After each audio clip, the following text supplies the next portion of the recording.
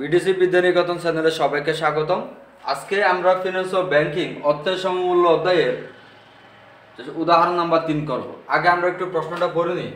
যদি তুমি 10% চক্রবৃদ্ধি সুদে 100 টাকা ব্যাংকে জমা রাখো এবং তুমি জানো বছরে যে 12 বার চক্রবৃদ্ধি হবে, তাহলে তবে 1 বছর পর তুমি কত টাকা পাবে?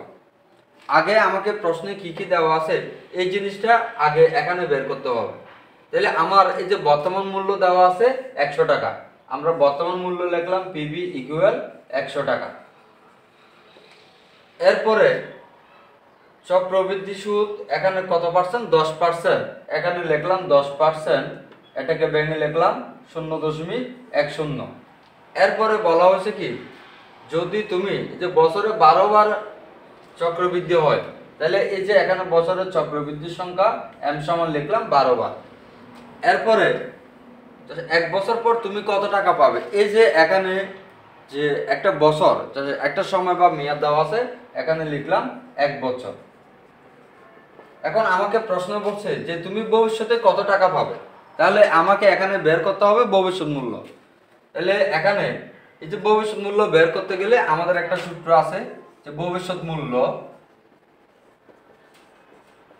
তাহলে ভবিষ্যৎ মূল্যকে প্রকাশ করলাম এফবি ইকুয়াল, তাহলে ভবিষ্যৎ মূল্যের একটা সূত্র দেওয়া আছে PB into 1 plus I divided by M উপরে পাওয়ার এন ইন্টু এম।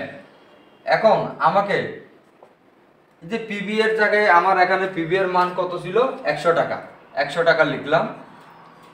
এরপরে এক দেওয়া আছে, উপরে দেওয়া আছে আই এর মান কত? 0.10।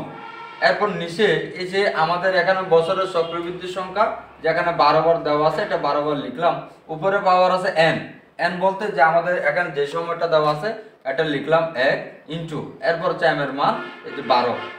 এখন 100 আমার এই যে 0.10কে যদি আমরা 12 দ্বারা ভাগ দিই, তাহলে এখানে আসবে 8.333, এবং এটার সাথে যদি আমরা হচ্ছে 1 যোগ করি, তাহলে আসবে 1.008। উপরে এই যে এখানে 12 সাথে যদি হচ্ছে 1 গুণ করি, তাহলে এখানে 12 দেওয়া আছে। এখন আমরা লিখলাম এখানে 100। এখন এটাকে আমরা ক্যালকুলেশনে কিভাবে বের করব? যে প্রথমে আমরা ক্যালকুলেটরে তুলব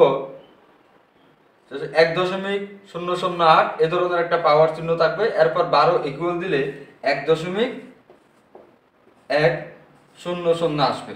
এখন 100 সাথে যদি আমরা 1.100 যদি গুণ করি, আসবে 110 টাকা। এর মানে যে আমি যদি এই যে এখানে যদি বছরে 12 বার চক্রবৃদ্ধি হয়, 1 বছর পর এখানে আমি পাবো 110 টাকা।